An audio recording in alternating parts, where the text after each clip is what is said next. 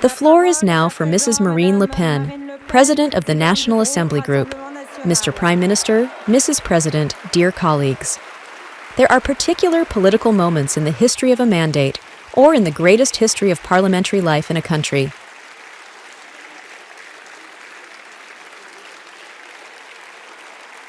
This one is a moment of truth, a moment in which the leaders are forced to share the disastrous result of 5 decades of disproportionate management, the pitiful spectacle of a collapse for the country, of a disaster for the French of today, and because the consequences engage the generations of tomorrow for the nation.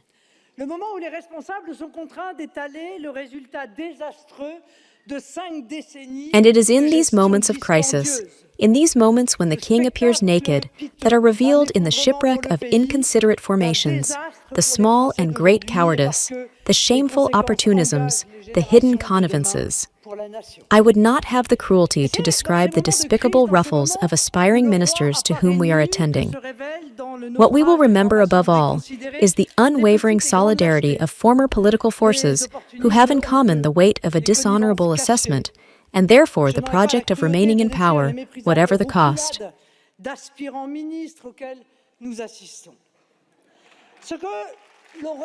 Today, the political fate of a man is not at stake. Who knows that the demands of political struggle obviously outweigh the people? It is the honor of politics, and it is sometimes the noble servitude to accept it.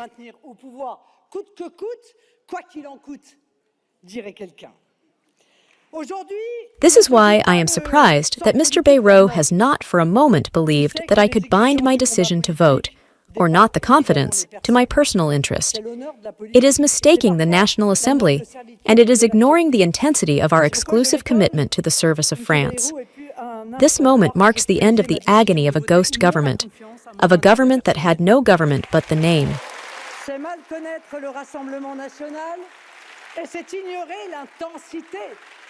In 8 months, ministers, often invisible or transparent, were only able to produce 5 legislative texts, including 3 on Mayotte, because of the dramatic Shido episode. Obviously, the country is not governed, it is only administered. So why maintain a government that does not govern?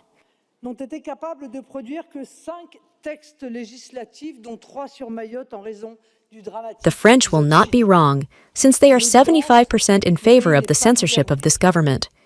And you, Mr. Prime Minister, you are so used to the disconnection of parliamentary representation with the opinion that you are surprised that the deputies, in their majority, can express this popular will. We are living the collapse of a system that believes it can draw from the scenario of its failures a new political virginity.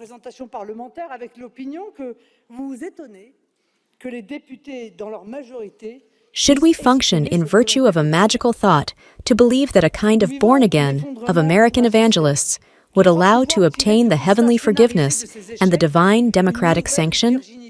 This legitimacy that the people, waiting for failure, no longer recognizes in failed leaders. Leaders on the right and on the left, you are guilty.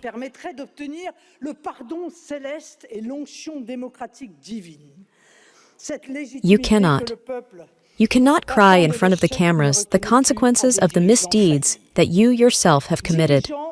Curious procedure indeed, to brandish the debts of which we are accountable, the deficits of which we are responsible, the general collapse of which we are guilty to seek, to gain the confidence of the Parliament.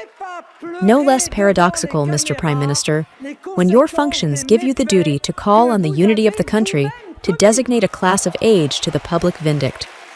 Do not try to exonerate yourself on the wrong account of the responsibilities of a system that you yourself have supported for 40 years, and particularly in the Macronist ranks for 8 years. You seek to present the past governments as irresponsible. Well, allow me to tell you that if the political class that has driven France into the wall is irresponsible, it is not in the sense in which you use this term.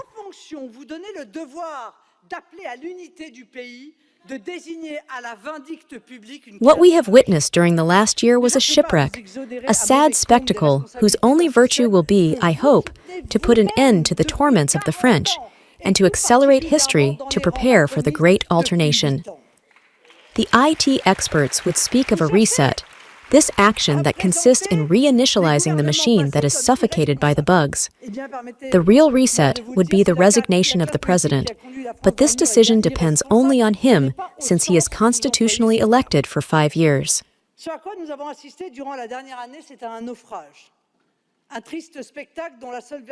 Well, I do not expect anything on this point, aware that it is not General de Gaulle who wants it. It is necessary that LFI is in a bad state of mind to call for the dismissal of a failed president that they have brought twice to power in full knowledge of the causes. We respect the institutions, and in particular the presidential institution, and do not call for the dismissal.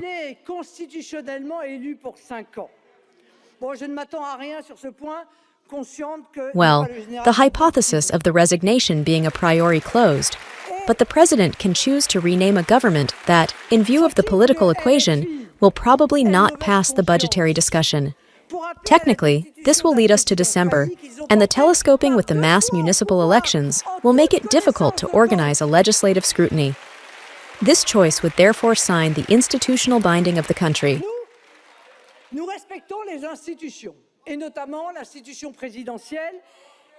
Is there simply, in the Macrono-LR bloc, or among the socialist substitutes, a single personality with enough authority to govern in these particular circumstances and not serve the failed budgetary dish prepared by the kitchens of Bercy?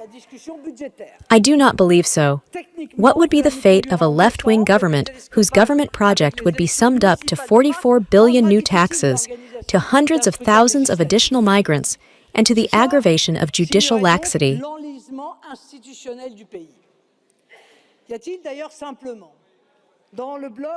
We see it in the choices to get out of the crisis, of a parliamentary crisis, or perhaps of a restricted regime.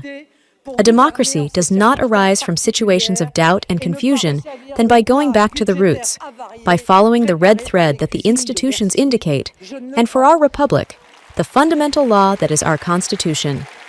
As you plunge into the Fourth Republic, I call you to return to the Fifth.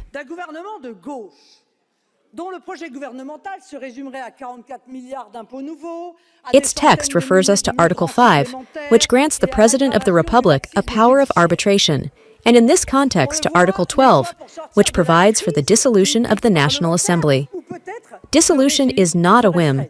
It is an institutional lever to get out of the blockade and allow the democratic functioning, that is to say, normal and fluid, of the institutions. I hear here and there that there will be no dissolution because Emmanuel Macron would not be interested in it.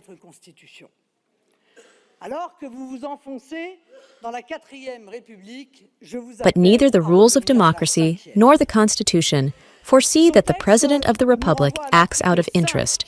He must act out of duty, and in this case, in the best interest of the country. And if he has the power to allow the exercise of democracy and the functioning of the institutions, it is to put them into action when the situation requires it.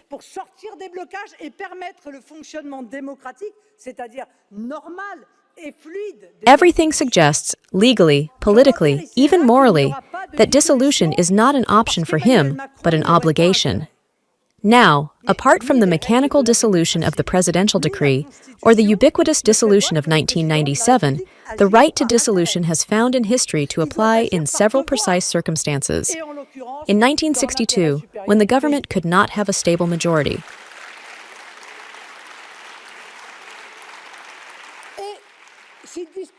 In 1968, when the country was subjected to a serious social and political crisis.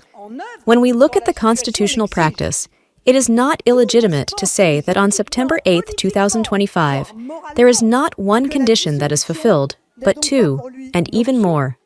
One, the legislative power is paralyzed by a lack of majority.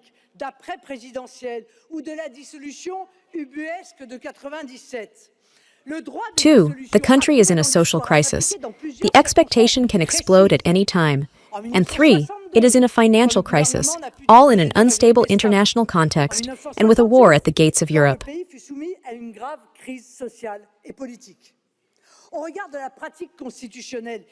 This state of affairs should be enough to dissolve. A great country like France cannot live with a paper government, especially in a tormented and dangerous world. In a world that is experiencing technological revolutions and historical geopolitical shifts that demand immediate decisions.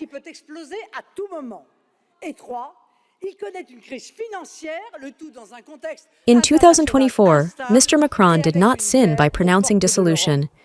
A president is never wrong to give it back to the people. The 2024 European scrutiny was so overwhelming for the majority that it could and even had to dissolve.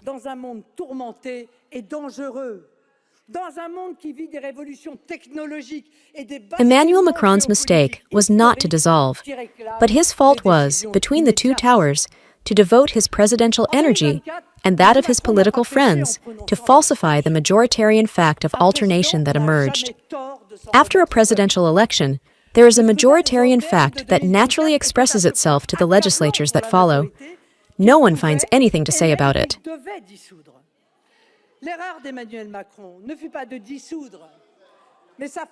It is inscribed in a well-anchored institutional logic and allows the country to be led and governed.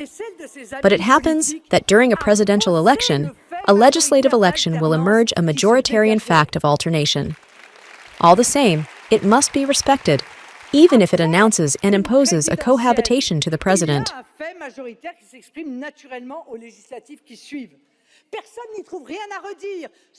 With all these flaws, François Mitterrand, then president in 1986, allowed an alternative majority of the right to be formed. It was the same for Jacques Chirac in 1997, with this time a socialist cohabitation. These two cases show that the President of the Fifth Republic has the duty to avoid the popular vote that is expressed.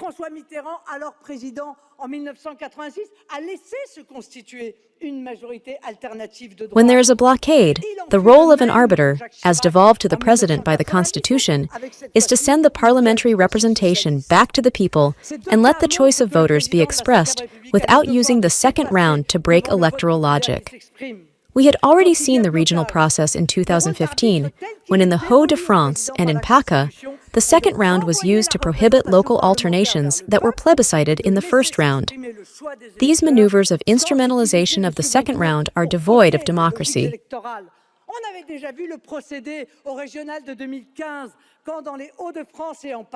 Would we imagine a football referee who would grab the ball because the team he prefers is losing? We see it. Everything lies in the impartiality and the sense of democratic responsibilities with which the president plays his role as a referee.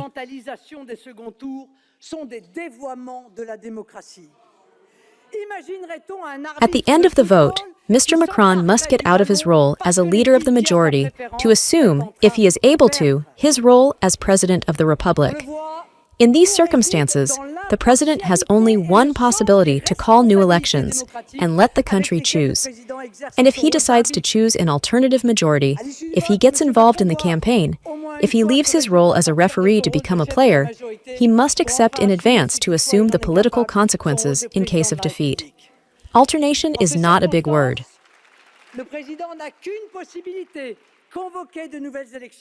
It is a normal breath of democracy. Refereeing is going back to the sovereign people. Letting this situation of blockade persist by artificial means would put the president in the front line to make a parliamentary crisis a regime crisis. With the movement of September 10th, LFI wants to block the country.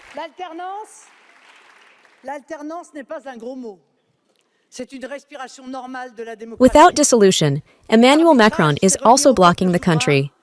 France does not need blockade. On the contrary, an unblockade of the situation, not a blockade but a momentum, Macronist blockade forces, or LFI, are the only ones responsible for the blockade and disorder.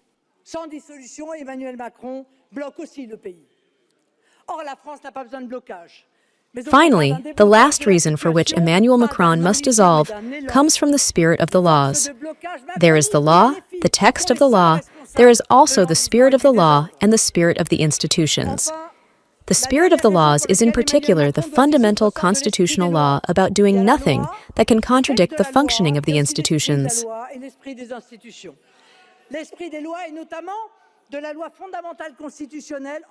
If one of them fails, it is the whole institutional balance that will fail. No one would understand that the president contributes to his paralysis. You see, dear colleagues, I draw my analysis of the situation of the high conception that I have of our institutions and the eminent and federative role that I believe to be that of the President of the Republic.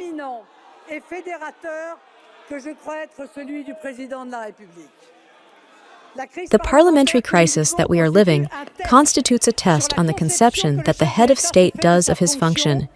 Its outcome will also test the health of our institutions. There is no need for, I don't know which sixth republic, and the crime would be to return to the fourth. The fifth works wonderfully well as long as we respect its letter and find its spirit.